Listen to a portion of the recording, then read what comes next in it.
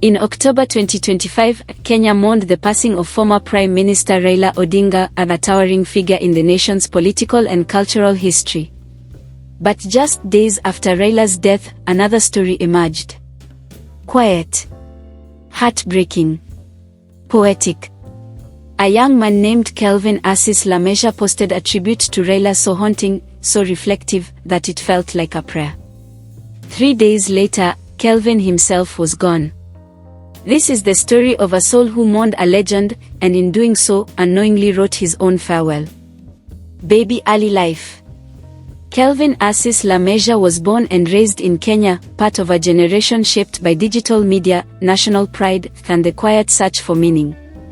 He wasn't a celebrity. He wasn't a politician.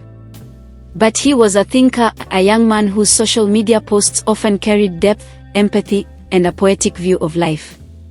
Friends described him as gentle, introspective, and deeply spiritual. He believed in kindness. He believed in legacy. And he believed in the power of words to heal, to reflect, and to connect. Mobile phone. The final post. On October 17, 2025, Kelvin shared a tribute to Raila Odinga on Facebook. The image showed Raila lying in state, surrounded by mourners. But it was Kelvin's caption that stunned the nation. "We are all passers-by. If I was to know that this is how I would lie on the last day, then I would love everyone and live well with everyone. Oh God, help me." It wasn't just a tribute. It was a meditation on mortality. A call for compassion. A whisper from the soul. Of the unexpected death. Just 3 days later, Kelvin Asis Lumasia passed away. The cause of death was not publicly disclosed, but the timing, so close to his emotional post, left many shaken. His sister, Raila Odinga, confirmed the news on social media, writing, "My brother Kelvin Asis Lumasia has rested. I am not okay." The grief was raw. The irony was unbearable. A young man who had mourned a national icon with such grace had now become a subject of mourning himself. Brain, personality, and values. Kelvin wasn't famous, but he was deeply respected in his circles. He believed in living well with others. He believed in love, in forgiveness, in the idea that life is fleeting and should be lived with purpose. His final post wasn't just about Raila.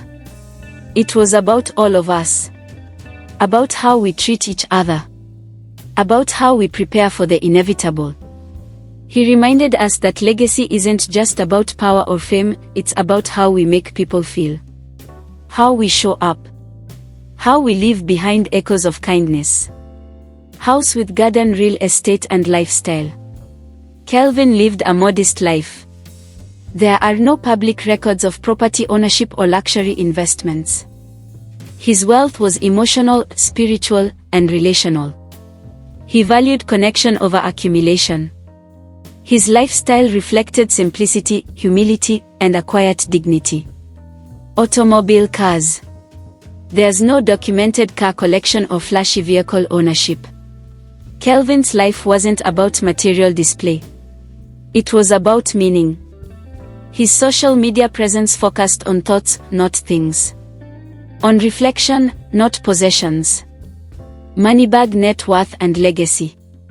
Kelvin Asis Lumasia didn't leave behind millions. He left behind something more powerful, the message. A moment. A mirror. His net worth can't be measured in currency. It lives in the hearts of those who read his final words and felt something shift. His legacy is a reminder that even the quietest voices can echo across a nation. That grief can be poetic. That death can be a teacher. And that sometimes, the most profound stories come from those we never expected to lose. Campus conclusion. Kelvin's story is not just about death. It's about presence. About how one man, in a single post, captured the essence of what it means to live well. He mourned Raila Odinga with grace. He reflected on mortality with wisdom. And in doing so, he gave Kenya a gift, a moment of collective introspection. As we remember Raila, we also remember Kelvin, a young man who reminded us that we are all passers-by, that love matters, that legacy lives in how we treat each other. If this story moved you, subscribe to Mini Documentaries for more powerful Kenyan biographies. Comment below with your thoughts, memories, or reflections. And tell us, whose story should we tell next?